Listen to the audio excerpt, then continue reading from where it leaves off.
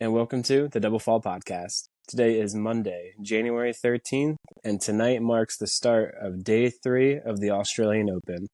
Before we get into tonight matches, just to go over some notable results from days 1 and 2. Casper Ruud, a hard fifth set battle with Munar, barely escaped there at the end. The legend, Kei Nishikori, coming back from 2-0 against Thiago Monteiro, continues his unbelievable fifth set record in his career.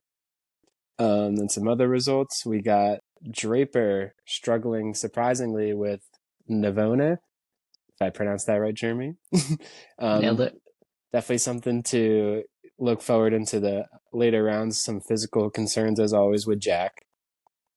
Sinner taking care of business with Jari. We got Duckworth beaten down Stricker. We got I didn't even know that one. That's yeah. hilarious. Don't know why I included Duckworth that. beating down Stricker. don't know why I included that. Pretty irrelevant results. I mean, no, Stricker was in the Next Gen Finals last year. He's the real deal. You know, he's like good. he's ranked James like 290. Duckworth is from like the Federer era, so yeah, that's hilarious. Duckworth's been around the block, yeah.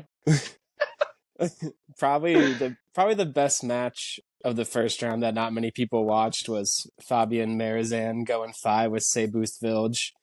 Just looking at that scoreline, 3-6, 7-6, 5-7, 7-5, 5-7. Like, I didn't watch that, but I need to go back because that was definitely a battle. Yeah, literally same. That's the one match I did not get to watch. I mean, It's possible that there's no video of it. You know, that's how like niche of a match that is. But I would love to see it because Sebust Vilj. Most confusing name, yes, but also he's had some great results. Like he's reached the 4th round. He shows majors, up at slams, right? Had that, obviously his first win against Medvedev. I think he beat Rublev. He's not a few good wins for him. He's not someone you want to draw in round 1 of a Grand Slam. Probably the biggest match of the first round.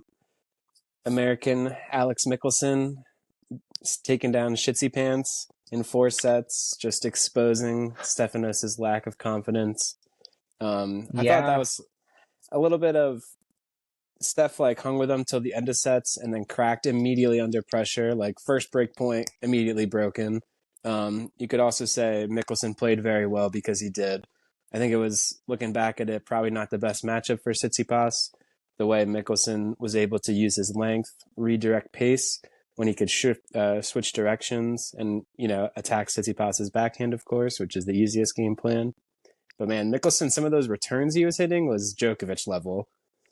Yeah, I mean, I think that the backhand to backhand aspect of that match is crazy because Mickelson, his backhand is just so flexible. Like he's able to hit that open stance Sinner/Djokovic-esque shot, not sliding into it as crazy as those guys, but comparably, and he has so much length that the fact that he's a really good mover, gets around the court great, and but then he's 6'5". Yeah, he's tall. I would say big serve, but he's nothing like the Opelka or GMP, which I would say that GMP, physically wise, seems like he's not going to break down, which may change the whole game of tennis, because there's always the Karlovic and Isner and Opelka, which right now Opelka's doing great, but I see him, his body's going to break down in the 4th round. If he can get there. He plays one of the best players in the world for the first 3 rounds, and then by round 4, because that's what happened in the Brisbane International, right? He made the finals and beat Djokovic and then GMP in the semis, and then had to withdraw against Lehechka. Opelka's got a tough draw though. He's got Mahac next. Regardless, though, Mickelson, big guy that I don't think his body's gonna break down. So he's a really tough out, and Tsitsipas, you know, that was a high quality first round match. Yeah. It's not that Tsitsipas played really poorly to a no name. Mickelson has been fishing for a really great result for a little while at a slam, and I'm glad he did it. He deserves it. And the kid's a I don't think, winner. yeah, That's I all don't it think is. Tsitsipas was, absolutely like, wow. I'd be curious to see how the press conference with that goes, but I'm sure Tsitsipas was gracious in defeat. Mickelson was great. Mickelson was Yeah, great, man. he was. I mean, Stefanos has also just broken my heart for the last time. I'm done trusting him. I can't, especially off clay. Him and Rude are just primed to be these early upsets, or at least like primed to get upset. Like when Mm. everyone fills out their brackets, those guys not on clay are like the first people like, oh, he could probably lose early. And then Mickelson, he's been making strides. I thought coming out of college, he was still like growing into his body a little bit, kind of looked a little bit like Bambi. And I always kind of discounted his athleticism. But today I was like, wow, the way he was moving side to side and his defensive skills were what really impressed me. Because it wasn't even like Stefanos was not picking like some of these shots he was picking dead in the corner. Like Mm. textbook can't play better on Steph's end, and Mickelson just came up with the goods. And when it Exactly. when it came down to the business end of the sets, Mickelson came through. And at this high level of tennis, it's a couple points that makes the difference. So it's anything could happen. The ways the ball bounce, but definitely one to look forward to in the next rounds. Just to wrap up the first couple of days, though, Tiafoe looked like he was going to cruise against Rinderknecht and then ended up having to beat him in 5. There's been Yeah, a I lot saw of that. I saw that there, one. there's been a lot of made that Tiafoe's new coach has like been getting him and working with him well. So hopefully we see some better results, more consistent results from Francis. But you Mm. never know. Even though he does tend to show up at slams, because that's when I would back Tiafoe. Anywhere else besides slams, absolutely not. Mm. Couple other disappointing result was Dimitrov unfortunately retiring.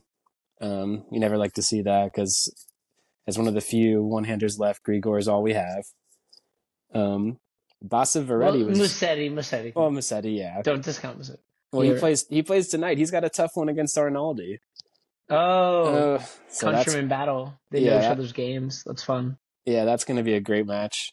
Couple Mm. other results. I thought Nishis Basaveretti really impressed me against Djokovic.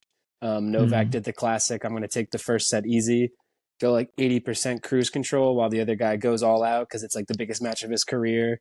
And then maybe Mm-hmm. go a little too hard because we saw Basaveretti struggle with cramps in the second set. And then Novak kind of, took the match one-way traffic after that, even though Basaveretti, his game impresses me. He's very solid of a player, Oh especially yeah. from the baseline and on return. A couple other ones. Tommy Paul going 5 with Chris O'Connell. That looked like it was Mm. going to be a fourth set easy battle. Chris O'Connell broke back. He came back in the fourth set tiebreak, and then Tommy barely scratched him out in the fifth. That was a great match. Is it the return of the old Felix Auger-Aliassime taking care of Struff pretty handily in 4 sets? I was Um, surprised. I was surprised that it wasn't a 5-set battle. I took Actually, I I was took because Struve had such a dream year for him last year. It was easily the 2 years best ago. year I of his think career. I I don't think that was know. 2 years ago in 2023. That was when he like got to the Madrid final or maybe won Madrid. But yeah, and then another one. I think Cazot going 5 with Sebastian Baez. That was probably the last one of the other ones worth mentioning.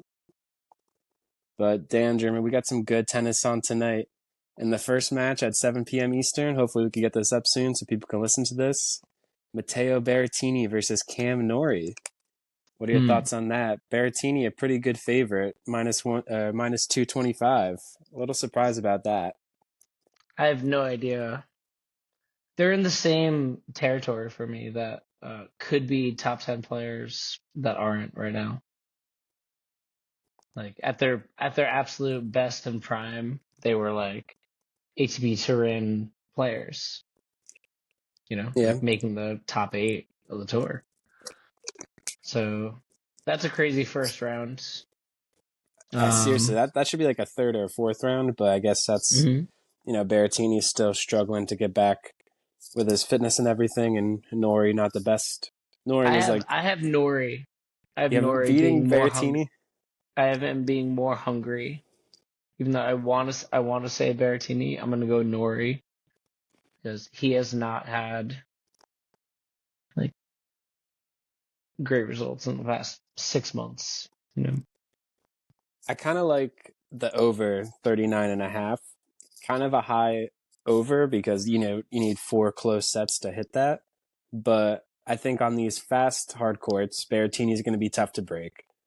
His forehand is still absolutely massive. And then, but just the leftiness of Nori being able to target Berrettini's backhand is going to be tough for him to get around. There's going to be a lot of Berrettini slices. Um, and yeah, I think that's a tough matchup for Berrettini. So I don't hate the over there, or maybe even taking Nori plus 3.5 games. But because I think this is closer than the odds say it is. I got But Nori in four. I got Nori in Berrettini and 4 sets. Berrettini in 5. Let's see. That's a good one. That is a good match. I'm excited to watch that. Mm-hmm. Then we got Karen Hatchinoff against Adrian Manarino. Manarino hasn't really been playing too much inspired tennis recently. Hopefully, Karen can get back to form. KK. I got Yeah. KK. Then the other 7 o'clock match is Kecmanovic versus our boy Lajovic. Um, Kecmanovic is a pretty big favorite. We're always going to root for the deuce on this podcast, but Yeah. so I don't. If they're Yeah, I'm not obviously, betting. I'm not betting. I'm just rooting for Liovich. yeah, that's a no-brainer. And then we got Luca Nardi versus Diallo. Nardi, Diallo has some serious game. Like he must be 20 years old right yeah, he's now. young. He has some serious game. He's so tall. He's like a GMP, honestly. They're Yeah, so tall, but like, you know, can move around the court and play. Like nice forehand backhand combo. yeah, he's got the serve to be tough to Um, break on these courts for sure. yeah. Probably got to lean him Um, to win. I don't have a strong play on that match though, because Nardi's a little bit of an unknown. Haven't really watched him recently, but when you get a solid win against Djokovic, it's like yeah, that you're in a puts you on the map. weird area. Yeah. Yeah, that's true. It's like, how do you gauge It's that? like was it a fluke or like I Yeah, don't it's know. tough. You got to be able to build off that one result. Can't just be I'd a say I'd honestly say like getting a set off Djokovic, I find doesn't change anything, but like getting like an actual win against him has to count for something because not many people have done that in the last 10 years, well, like in the grand scheme of things. someone who came on the scene after he beat Djokovic, Holger Rune, is playing Mm. Zizhen Zhang, which another tough first round for both those guys. Triple Z. He's a solid player. He's got the serve forehand.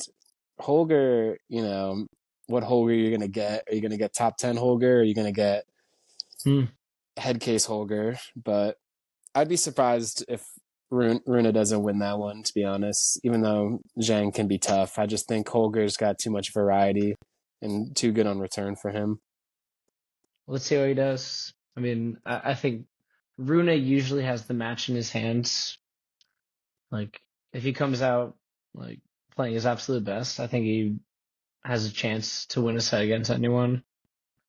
But he just Yeah, has so many like highs and lows in his game, and I feel like Alcaraz does have me jumping around right now, but Alcaraz does have like some highs and lows, but like mostly highs, and the Sinner's steadily like at the top. Um, Rune is like the most extreme example. Like he's kind of similar to Kyrgios in that regard. That it's just like really unpredictable. Like you love to say you don't know what you're gonna get, right? But like Rune is seriously that example. It's like he'll show you why he's you know kind of top 10 talent, but a lot of times just doesn't have the like heart. Like segueing into Kyrgios actually, real quick. Just, we forgot to touch on I'm that. not dedicating a ton of time, but just like, look, Fernley is just an example of up and comer, like a run of the mill up and comer right now. Hasn't had any crazy results. Like, yeah, he had that good match against Djokovic last year, but nothing nuts, And Kyrgios just didn't have the,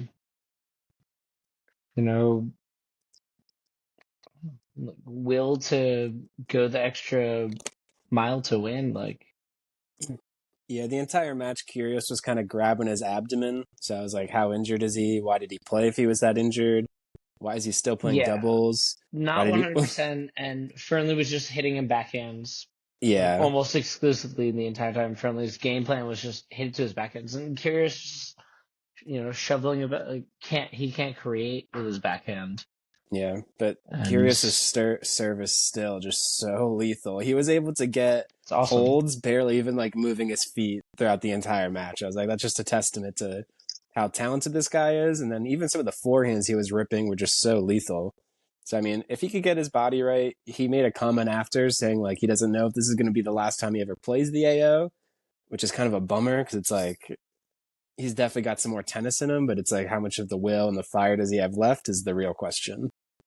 Because like we said, Yeah. even in the last pod, like he gets his body right. He's a top 5 contender at Wimbledon. Like now, like that's Mm-hmm. the kind of talent he has. Maybe he Mm-hmm. knows that this is a hard slam for him to win, especially with like the expectations playing in Australia. But yeah, I don't want Kyrgios to go out like that and just be like a troll online, just like saying, "Oh, I did all this with my tennis career." It's like, dude, like you got more to give, man. Like, you don't hear from Marat Safin, like number one in the world, like such a beast. You don't see him like always flexing his achievements. He's out there moving in silence, like a real G. Shout out to Yeah. Lil Wayne. But Yeah, yeah, I don't know. I think that Kyrgios is saying like, "Oh, this might be the last time I play singles at the Aussie Open." Like, yeah, he's just shout out to Andy Roddick in the Serve podcast. He just seems to be fishing, like, just being an influencer of sorts. yeah. He wants to drum up conversation around his name still, and tennis is a way to do that. He's like, oh, well, I guess if you guys beg me, like if I get a crowd of 1,000 people to beg me, then I'll play the Aussie Open singles next year. But otherwise, bigger fish to fry. You know what I mean? Like, Yeah, come on, dude. we'll see. But a battle of the Hey, Americans. Oh yeah, Battle of there's the Americans. Is this Nakashima and Shelton? not yet. Taylor Fritz Uh, versus Jensen Brooksby. oh yeah, yeah. Cool to see Brooksby Brooksby, back on tour. unbelievable showing for him. Like, first time back, pretty much that I've ever seen. I don't know. I'm sure he's played a bunch of challengers to get to this point, but Yeah, I think he was he suspended for made like a year or two, so that's tough, especially with all the he came out and said that he was autistic officially, and we all remember, like, what did he make, like the second or third round of the U.S. Open out of nowhere in like 2017, like 2018. Yeah, I'm not sure. I think Something that's around a little too there. late. I don't know, Maybe like but 2020. But he's got the craziest unorthodox game, so he's tough to game plan against. But I mean, Fritz is a minus 5,000 favorite. I'd be really surprised if this isn't one-way traffic. yeah, But definitely cool to see Brooksby back on tour. I would assume 3 sets But for it.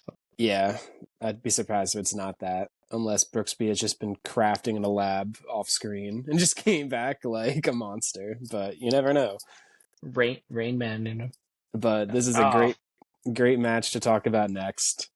Your yep. boy GMP Pesci Pericard versus Gael Monfils, coming off a title recently. This is pretty close in odds. GMP is only a minus 140 favorite. Monfils plus 105. I'm assuming you're going GMP here. Yeah, for sure. Same. Absolutely. Absolutely. No doubt. 4 sets. I, GMP 4 sets. He's gonna win the first. lose the second, then win the next two. Like he's actually gonna break him in like the third and fourth because he'll figure out his serve by then. Yeah, I Because mean, GMP is gonna figure out Monfils' serve. That's my prediction. yeah, I've and thought about this match before. Monfils was playing like a little bit of possum on his title run, like acting like he was like absolutely gassed, and then would just like turn it up to 100. So I don't know if he's like physically all the way there because he is like what 30, 38. So you're getting a fresh pair card, and honestly, the draw is wide open for him to get to the third round. You earned one fresh para card. Yeah, Congratulations. yeah, your first round. Dude, he's like one of the best athletes on the planet. Yeah, I mean his Like legs are like tree trunks. Like he's got some serious gains. he looks like But he's seriously not going to break down at any point. And he's yeah, big man tennis, like the Karlovic of the last generation. But, you know, Opelka yet to show me that he's going to be able to, you know, be able to grind with the Djokovic over 3 out of 5 sets. I wish that he was able to do that, but there's no evidence that he can do it. But GMP, I think that he can do it. You yeah, know, I think that he can actually be the big man that is in the semifinal. I mean, Berdych even, you know, Berdych was a big guy, and I feel like it would affect him that he would make the quarters and he'd always lose to Djokovic or Nadal or Federer or Murray or what, you know, Wodrick or whatever. Like, because he was just not the same player he was starting the tournament. You yeah. know, And I think so this draw is wide open for GMP. Second round, he's getting the winner of Altmaier versus Komensana. I oh, think those definitely he's got winnable to get that. matchups. He'll be a huge Yeah, favorite in either of those. And then yeah. he's probably looking at Fritz in the third round. And I mean, like, if you're Taylor Fritz, you don't want that draw. You know, that's a Buckle tough. up, Yeah, buckle up. like you just That's hope GM amazing. if Pericard goes unconscious on serve, he can beat anyone right now. Maybe not everyone, I really but think he could so. like I I think think he that can. like if Fritz plays Pericard in the third rounds, I'm probably gonna take that over This is my because bold prediction with GMP. I don't think it's long before he gets a Alcaraz Sinner win. I think he's gonna beat one of those guys this year. That's my bold prediction.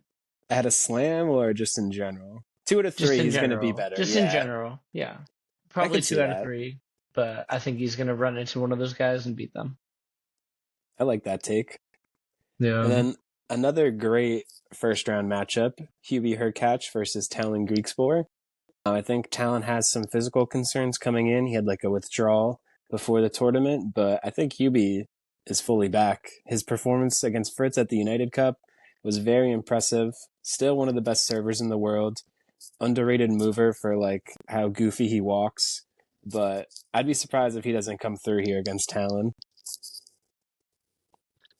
Yeah, definitely leaning Hurkacz from the get-go, even without Greek Spor's injury concerns, you know.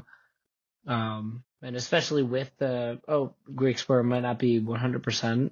It's like Hurkacz is gonna have that extra, you know, gear in him because like even when he was, let's say, 7 or 8 in the world last year, Hurkacz was like, you know, searching, trying to take that extra lunge forward. And what he was missing was his like return of serve and that like fast twitch movement that allows people to, you know, get over that gatekeeper that you always reference, right? Like the Medvedev or the Rublev and whoever's like 5, 6, 7 in the world. Yeah, So let's see how Hurkacz is definitely like a watch for this Aussie Open. He might reassert himself in the conversation. I have him in my bracket going to the fourth round and playing Sinner. Mm.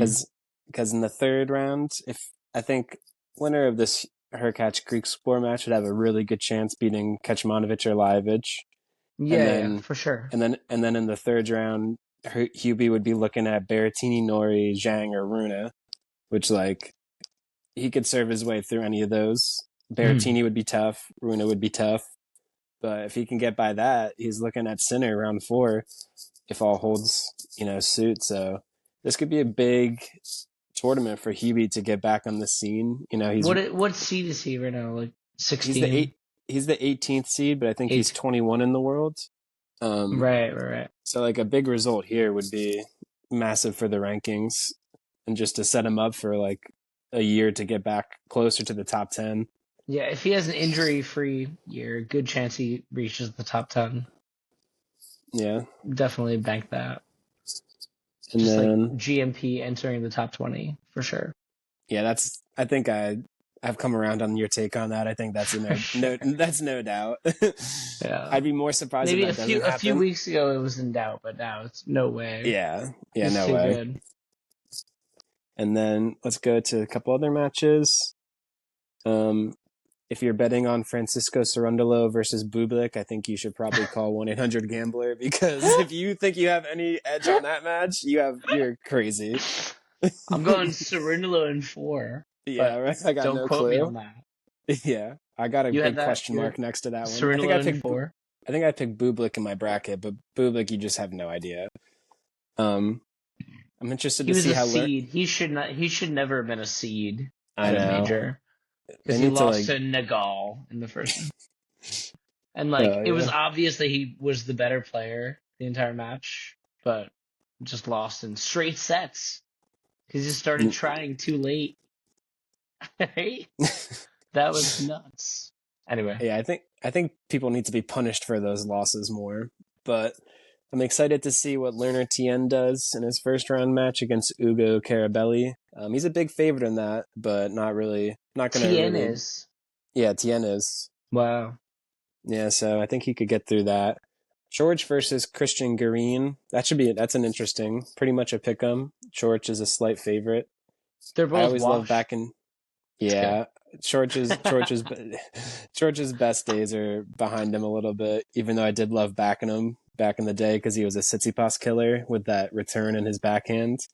But I don't think either of those guys get by Fritz in the second round. Let me see here. Medvedev, massive favorite. Don't really need to spend too much time on that. Zuzu Berg's pretty good favorite against Diaz Acosta. FDA is always a little back to when I was like Diaz Acosta. Yeah, that was a great line. Always tough to back him off a clay court, and Bergs has been serving great. He just made a finals appearance, I believe. So Zizou, who we think is a Chinese spy, but he lives in Belgium. Right. Zizou Bergs. Yeah, I think Bergs probably gets through that one. Mm-hmm. And then we got Altmaier versus Komensana. Komensana, who we touched on last pod, didn't he beat Rublev at Wimbledon last year? So he's a little bit better on faster courts than you would think for your classic Argentinian. Yeah. Yeah, I know. That close. Felt wrong. You were close. You're close. I corrected myself. Komensana, right? Yeah. But I'm very interested. Yeah, I think I got all my. I just can't go with all the one-handers every time. I don't know. I think I might go. Making the first or second round of a major and losing for sure right now. I don't know why. He has a great game. It's just he's solid. I might go Komensana on that one.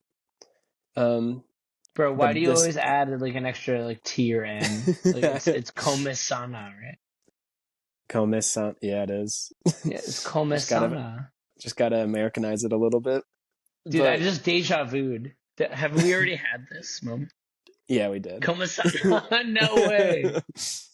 Oh my god. Yeah, you gotta figure it out. Yeah, and also Wimbledon. You always say with a T, bro. Wimbledon. No. We'll Wimbledon. Anyway. But let's get back to some Americans that I can pronounce. Mm-hmm. Ben Shelton versus Brandon Nakashima. This is a tough first round for Ben. I think he did very well last year. He's a massive server. Fast hard courts are going to favor his big game. But Nakashima, he's steady. And he's got the kind of game to trouble Shelton here. I wouldn't be surprised if this goes 4 or 5 sets. Yeah, I mean, as far as like most improved American male tennis player, I feel like Nakashima's up there in the conversation. Like last year, he showed that he's not just a career journeyman. That he's gonna stay like in the 50s, 60s, 70s in the rankings. I don't know where he's at right now, but he definitely climbed last year and had some serious wins. That if he's in the 30s or 40s, I Yeah, think it might. he's 38.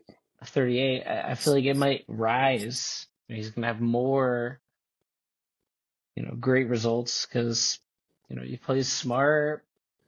I don't think he's top 20 material right now.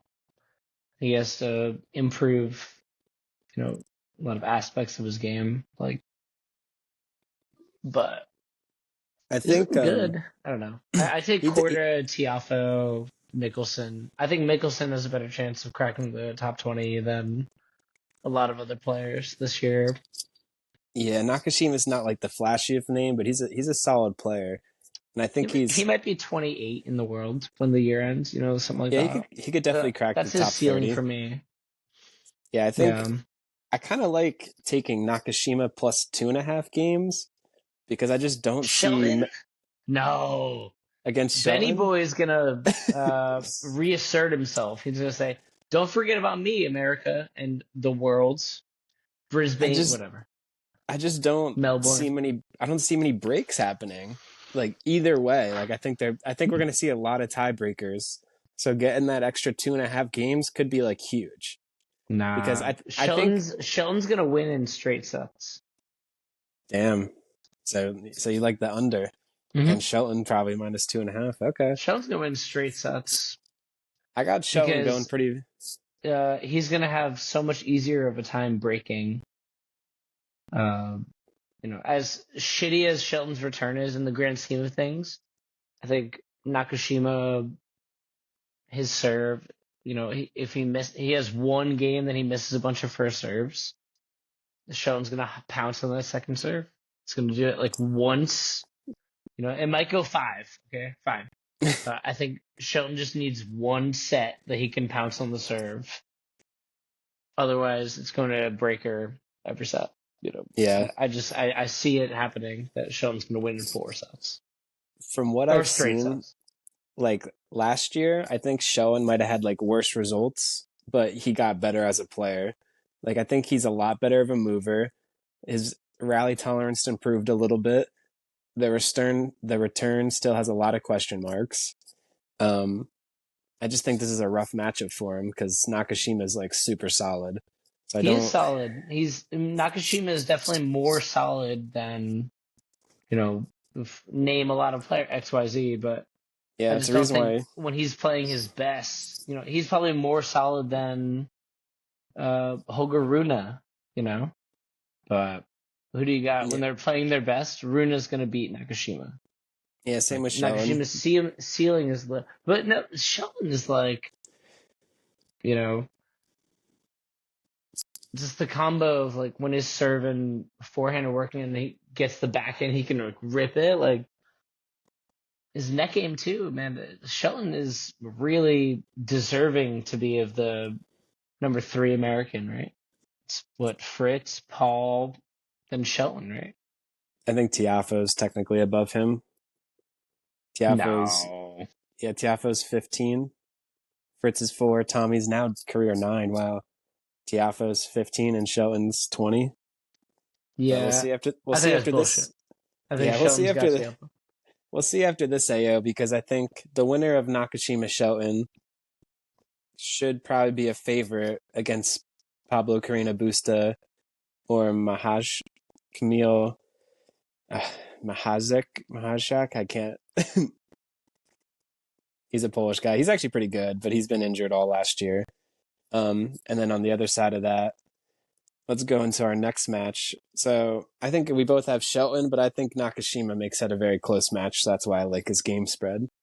But Mm. one of the other best first round matches that we touched on before, Musetti versus Arnaldi. Mm. Musetti made great strides last year. One of the true one-hander hopes left. a fast hardcore on paper shouldn't really favor his game style. Yeah, Um, it's definitely a pick 'em. I think there's probably a 20 like rank difference between them, yeah, or it's pretty maybe not close. even. Like Mussetti's like 22, Nah, like in the world, Musetti's 16. 16 in the world, and Arnaldi's what, Arnaldi's 30? 37. Okay, so was I right? It was Pretty close. 21 point ranking difference, but yeah, I think it's really a pick 'em, like level playing field there. Yeah, Arnaldi if you has looked a lot more experience. Not maybe not a lot more, but like what, 2 more years of experience on a big hard court. I don't know about that. They're probably like the same age, but Are they let the me same see. age? Let me see. Ronaldo's 23. Oh, yeah, they're pretty much the same age then. Musetti's 22, so he's got like a year Arnaldi's more. 23. 23.8 years. Wow. Musetti's 22.8, so literally a year. But if you looked at the bracket that I filled out, that I tweeted, I first put Moose, cross it out, put Arnaldi, and then put Musetti, and then like went back and forth. So this is a pick 'em. I kind of like getting the 3.5 games with Arnaldi because, as you said, it's closer to a 50-50 than Musetti being like a pretty solid favorite. And Musetti did lose last year to Van Asche here, so anything could happen. Even though how much I love his game, I think his game translates to all surface, as we saw on grass last year. But Arnaldi is a solid. That's more of a testament to how good Arnaldi is too, and how solid he is. Excellent rally tolerance. Not the biggest serve, but he could play. He can bang with Musetti and handle Musetti's variety. Where like if Musetti was versing like some guy who's bigger, not a great mover, The Polish guy that you mentioned before. I Kamil actually have, Mahizak. yeah, I have no idea who that is, but that's a good reference. Yeah, he's solid, but yeah, I like getting the value with Arnaldi here because Musetti, I want him to win, but I think he's a potential upset watch in the first round here. So I'm definitely taking Arnaldi plus 3.5 games. Was it Musetti versus Fritz at the U.S. Open last year? That it was like, that's a pick 'em. Was that U.S. Open or Wimbledon? Oh, it might have I been think they, Wimbledon. yeah, I think they played at Wimbledon. Yeah. Yeah, Musetti lost to Brandon Nakashima at the U.S. Open. Right. Kudos to Ooh, maybe that's why I was thinking. full circle Yeah, moment. Wow. yeah, we planned that. Another Because great match. Denis Shapovalov versus Bautista Agut. they knew what they were doing. The Yeah, Australian Open committee was like, okay, this would be the most 5-set match of all time, right? yeah, that's 100% going 5 Easily, sets. unless Chapo comes out and chaps the bed, that would be fantastic. But Yeah, no, no, I think I think Chapo's come out firing this year, right? he's looked He's looking impressive good. Yeah, in his return to form. You never yeah. know with him. Can't trust Canadians, but maybe that's the year. This is the year they make the resurgence. FAA. The tough part of the draw, because the winner gets the Arnaldi Musetti, and then the winner of that in the third round probably has to play Shelton Nakashima. So Oof. this little section right here, I think, is one of the most wide open. Mm, Anybody can really come out of that. Whoever's playing their best tennis. But yeah, I kind of sure. like I like Shapo there, but definitely going to take the over. The next match, we got Lorenzo Sonego versus my boy Stan Wawrinka. Heart wants Stan, but I'd be surprised if he's like 39 at this point if he could get through that match. Dude, when I was in high school, every tennis coach would be like, "So who's your favorite tennis player?" And I'm like, "Gotta go Stan Wawrinka." They're like, "What? Not Djokovic, Nadal, or Federer?" I'm like, "Nah, I'm a little contrarian, in that way. I like Wawrinka." Yeah, Federer was too But trendy. it's like, it wasn't even a question. It's like, well, we hate that Djokovic guy. Like, everyone's grandpa was like, well, Djokovic, I just don't like him. It's got to be Nadal or Federer. That was like one of my favorite matches when Wawrinka beat Djokovic in like the 2015 Roland Garros final. Yeah. That there was like a 2-year stretch where Stan was just the only guy besides like the big four that could win a slam. And he did it against like Nadal twice in the finals or Djokovic twice in the finals, and then Nadal. Like Yeah, it Stan might is have a been the legend. 2014 US Open that he won against Djokovic too. That was nuts. Yeah, I was literally in the yacht club washing dishes watching that. I That's love it. that's my reference point. Yeah, But but you just got to root for Stan to keep playing as much tennis as always, inspire the one-handers. he's probably one of the oldest people on tour that's actually like doing it, you know. Yeah, who could like Monfils actually a little compete? younger than Yeah, him. Monfils like 2 years younger, a year and a yeah, half younger. yeah. But RBA is getting up there. yeah, he's getting up there too. We should do like an oldies pod, 35 and plus, just like who still got it. 35 plus club. Yeah, but Yeah. all right, got to root for Stan there, even though Sonego is probably going to win. Then we got Echeverry versus Caboli. That's a pretty good matchup. Echeverry criminally rated off of clay. He's more solid on hard court, but I kind of like Yeah. Caboli there. I think Echeverry, Walmart, Delpo. And Caboli is just so unpredictable. So He it's kind of quite looks the like Delphi. yeah, Caboli is quite the matchup. unpredictable though. Yeah. Yeah. I mean, I would say Echeverry's probably gonna win 4 sets, Echeverry, but like Flavio. If your first name is Flavio, you're gonna be a little Dangerous. rambunctious, you know. Yeah, let's be real here. Yeah. That was great analysis. But Walmart Delpo. I've never yeah, thought of that, but it just came to the head because Echeverry's like, I've seen this guy before. You he know, looks a lot tall like him. Argentinian guy. Yeah, He with a just big doesn't. forehand. He's not as devastating as Delpo. Like Yeah, I don't. He's a but unique talent. yeah, I like Etch's game. I'd be surprised. He's got a better serve too. I'd be surprised if he doesn't. He's a solid player. I'd be surprised if he doesn't beat Caboli, who's very up and down, Yeah. as you said. Yeah. Um, then we got in the night slate, we got Botic van de Zandschulp, the giant killer, versus Alex de Minaur. Oh, That's a Demon's got to win that. Yeah, he's a huge favorite. I think Two completely different players. Actually, it's amazing. yeah, that's a weird contrast. Yeah. But Botic, yeah, I'd be surprised if he does anything that he did against Carlos last year at the U.S. Open against Demon. I think Demon's game is perfect to beat Van de Zandschulp. Yeah, he's way too You know. steady, not going to beat himself. He's got the Australian crowd behind him. Yeah. I I'd think be shocked. Four now is sets. like when I I was keep making. saying that, but 4 sets for Demon. Nah, I mean you could parlay all these 4 sets together, and Mm-hmm. I think now with Steph out of like this section of the draw because Demon had a really bad head to head with Steph.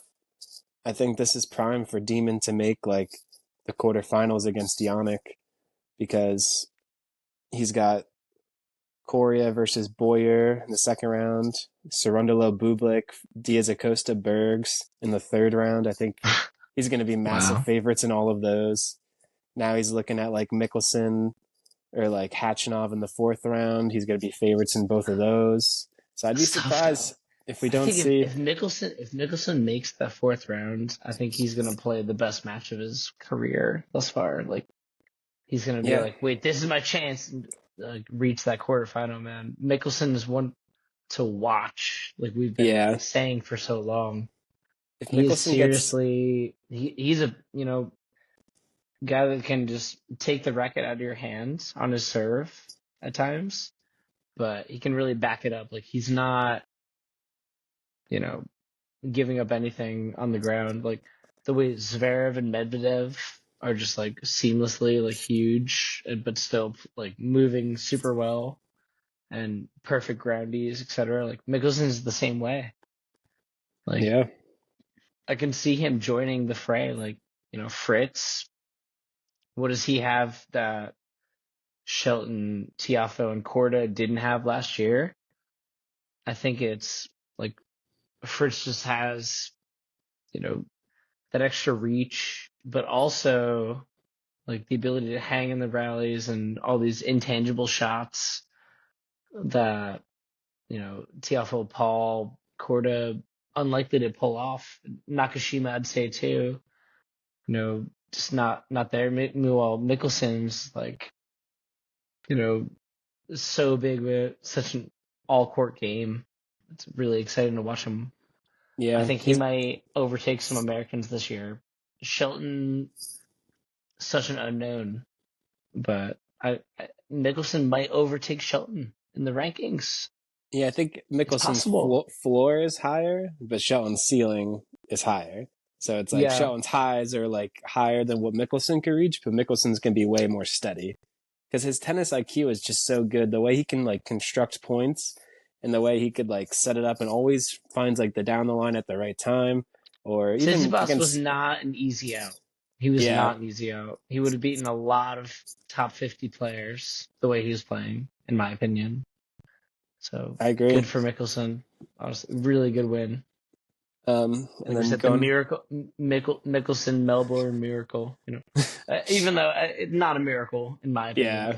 Some British guy said that, so I think it's hilarious. The Melbourne Mickelson miracle. It rolls off the tongue well. Alliteration. But we got 2 matches left for tonight. I think Alexei Popyrin, Rose Moutet. Be really surprised if that. I'm Ferrenton. That was like quarantine. But don't trust my pronunciations. It's pronounced quarantine. Yeah. But Popyrin, I like his draw. I think we're looking at a third round between Medvedev and Popyrin. And with Medvedev having that second kid recently, not a lot of AO prep. I don't really look too much into that. But just regardless of that, I think Popyrin has the game to give Medvedev a real test. And maybe even beat them.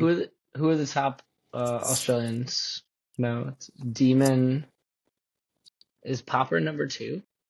Or is no? He's number 2. He's above Thompson. Yeah, Popyrin's 24 in the ranks. Thompson is 27. Yeah, I mean, Popyrin's been rising. I'm sure every year of his career, I think his rank's probably gotten a little bit better, right? Because he's been on tour for probably 6 years. Yeah, he's like the perfect modern archetype of a player who's like 6'4", athletic, big serve, solid on both really wings. Athletic. Yeah, like he's underrated. He's got like the worst haircut and facial hair combo, but like, he can't quite figure it out, and I can relate to that. It's like, if there was only facial hair, then cut the hair and get it right. But regardless, his tennis game's coming along. No, I'm really looking forward to. He was in so many competitive matches last year. Like, Popyrin plays Djokovic. Let's say it's like that's gonna be a grind. He's there. He's close to hanging with the elite. 24. It's quite the ranking.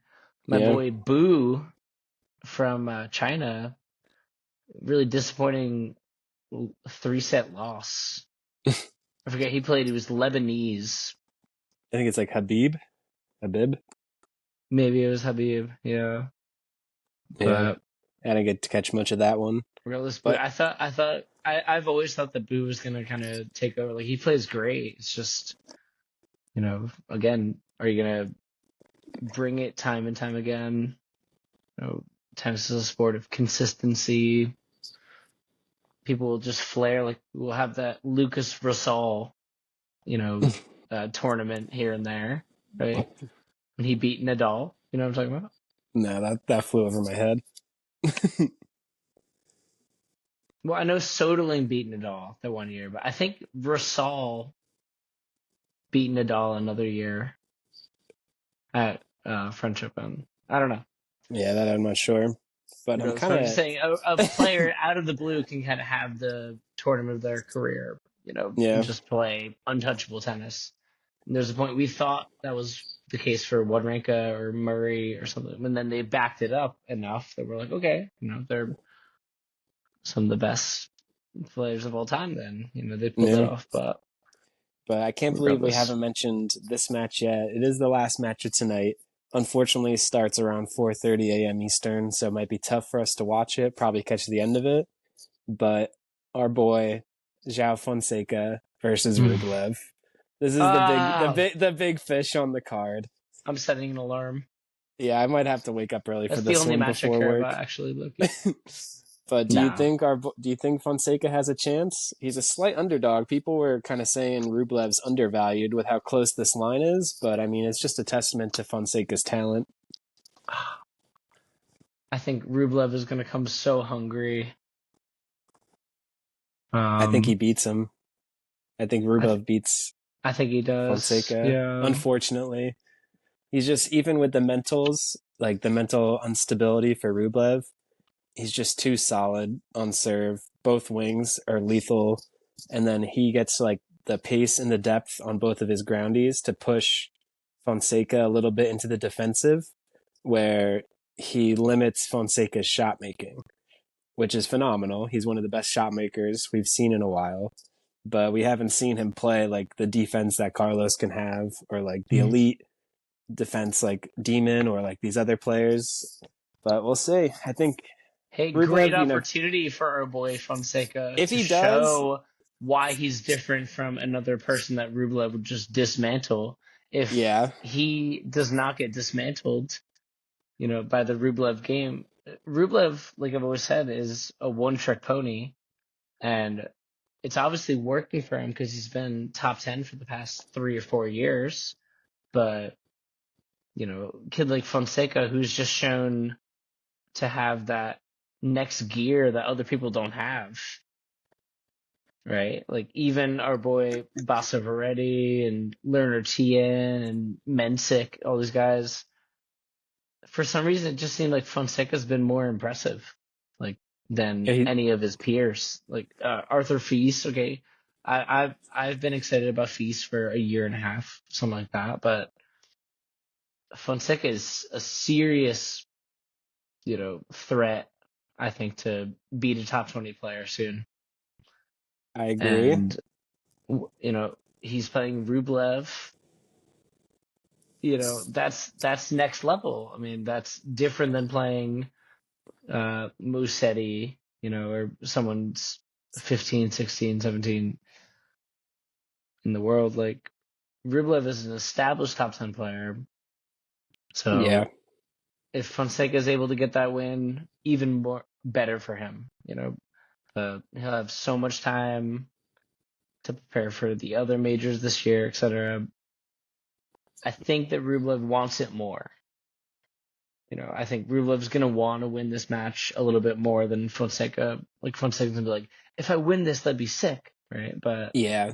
Rublev Rublev's has that. really gonna be like, my career is on the line. Yeah, and Take a little more seriously. I think Fonseca, he's on like a he swept everyone at the next gen finals. He played a Mm, challenger before this, won the challenger, cruised through qualifying. That's a lot of tennis on this young body in a very short amount of time. I don't think that really no, matters that much, but like the longer, if they get into like if they get into like a fourth, fifth set, you got to mm, favor Rublev's physicality, just being like a seasoned tour player, a little bit you're over right. Fonseca. So that's an added Agreed. factor. So Agreed. I agree with you that it would be sweet if Fonseca did this, because now it's if he wins this now I'm like, okay, he could be the next Carlos. Not really, but like that Yeah, trajectory, maybe a little bit. Like if he beats Rublev, the draw's kind of open for him to win a couple matches. You know, he's got Sonego over Vavrinka next rounds, and then like Tiafo or Marizan in round three. Like that's a winnable draw. I think Rublev is just too much of a step up in competition for how yeah. impressive Fonseca's been. This is too big of a leap right now. Agreed. I mean, the kid's 18. Like, if we're putting expectations that he should be beating a top 10 player, I think everyone needs to like slow their boat a little bit. Well, And it's what happened with Alcaraz. yeah, but then he backed it up, which is crazy. Mm-hmm. I'll never So forget. Fonseca has a chance to do that. Sinner started getting good results when he was like 19, 20, Yeah, right? I'll never Which is forget when. not far off, but Alcaraz got some good results when he was 18. Yeah, but Alcaraz was beating Nadal on clay and then backed it up and beat Djokovic the next round. That was like what, Madrid 2 or 3 years insane. ago? Like, Yeah. not many people have those kind of scalps on their resume that early on. Fonseca might very soon. It would be sweet. Mm. This might be a little too early, so I don't want to get expectations too high. But man, he is he's a future face of tennis, and I don't think he's not going to be a seed at majors for that long. I think that's going to come relatively soon, maybe even by like the end of the year, early next year. Like I think by this time next year in Australia, he could be like a lower seed, and he doesn't have to play Rublev till like the third round, which is much more realistic than like having to do it his first ever Grand Slam match to overtake Yeah. this. No, and that's realistic. I think that I need to personally, give an apology that, I said for sure Berrettini is going to be a seed at the Aussie Open in 2025, and He I was take that close. back. He's not seeded. He's probably 35 in the world, but, it was a bit of a reach from me, I knew he would be not 300 in the world or whatever he was at the time that I said it, but Yeah, he's 33 in the world right now, so you weren't too far oh, off. I was one. Okay. So, I rescind the apology, guys. Sorry. Yeah, it wasn't that Berrettini's bad. back, and he's a What? fucking beast. Who's he playing? Berrettini's playing Cam Norrie in the first round. Yeah, and I said Nori. I, it's such a tough one because I obviously want Berrettini to win, but I think that Nori has just had such a tough go at things for the past couple months. Like he's really gonna want to win. Like same reason that I'm choosing Rublev over Fonseca. It's like, Berrettini's just happy to be there in a way. At some point in his thought process, he's like, man, I remember 2 years ago, a year ago, I thought I wouldn't be back at this point. Well, Rublev and Nori are both, you know, also top 10 players that aren't in the top 10. I mean, Rublev's in the top 10, but the way he's been playing, he's not going to be there for long. Yeah, Like I agree. Rublev year end, if he keeps it up, he's going to be 15, 16. Yeah, if he loses By this the US match, Open. there's no way he's going to be top 10 at the year. Mm-hmm. So, but I do like taking his game spread -2.5 for Rublev, just as like an emotional hedge. Could be sick if Fonseca won it. But yeah, any final thoughts before we wrap it up here? I think we got some great tennis. Let's go watch it soon. Yeah, absolutely, man. I mean, what does it start? 7 p.m. It's like an hour from now. Yeah, I'll try to get this up soon so everyone could listen to this before, after, while they're during matches. But well, yeah, can we talk about how crazy it is that Andy Murray is Djokovic's coach? it looks so weird in the box, him sitting there, like it's crazy. And But Murray is one of the few regardless, people that like Djokovic can like talk to on the similar level. Like he knows similar yeah. experiences, so it could be good. He's a great hitting partner. And I think that's what Djokovic's thought process was, though, was like, what does he have mentally that he was able to beat me in my prime? Because, Djokovic obviously knows, like, debatably toughest player to beat, like, on a given day in the last 10 years. Yeah. Like, even Federer and Nadal were more susceptible to a loss than Djokovic was. Mm-hmm. And Murray, came out a couple of times, and if he didn't beat him, he barely lost to him. Like, they had some of the best matches of all time. So I think it's the first time that, in tennis history, I could be wrong, but like that's like if like if Nadal, no, it's like if John McEnroe hired Jimmy Connors to be his coach. Yeah. Like in the last couple of years of his career, that is insane, honestly. I got one final take to end it on. I think Tsitsipas, if he wants to save his career, should hire Dommy Thiem as a coach. How awesome would that be? Or Stan. but team coaching That him, would be so cool. he could That would be get him so cool. back because teams like, I physically can't do it anymore, but I could help you, Stefanos. How great would that be? Because That'd be amazing. team was the only one that could hang with the big three, Federer, Nadal, Djokovic, when they were still, in like playing the best tennis they could. That would be incredible. Talk about like a tennis wet dream. Yeah, I wish Team had like 4 majors. He could have. He deserved to have like 4 majors. He was playing so incredibly before that injury. I know. Heartbreaking. It's such a bummer, but all right. So I think we should end it there, and we could get some more pods going throughout the week with all these matches. It would be great. Let's go. If you got this far in the pod, don't forget to like and subscribe. Follow the Double Fart Pod. Double Fart Pod. Double farts all day, fam. We might have to change our name. The double fart. Double fart. Oh, gosh. That was funny. Not one, but two. Yeah. Oh, man. Follow the Double Fart Pod. Oh, God. See, my mispronunciations sometimes are good. All right, great talking tennis with you. See you later, Double Falters.